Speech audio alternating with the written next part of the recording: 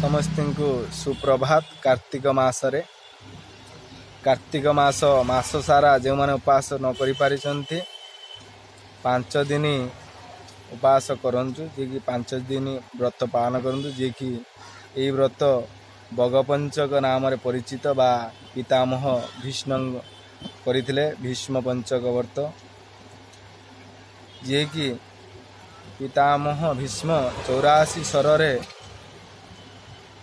पीड़ित बा 84 शर रे शुईकी ए व्रत पालन करथिले।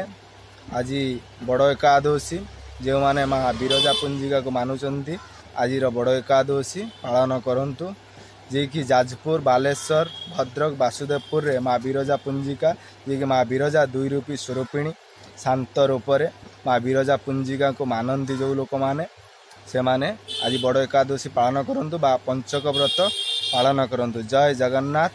मोर एति कहिबार अनुमति दयाकरी मो कथा को आपण माने मानंतु। पंचक व्रत पालन करंतु सारा मासर पुण्यर फल 5 दिन रे लाभवान हुए बा पुण्य हुए जो मान न करि पारिचंती करंतु। जय जगन्नाथ।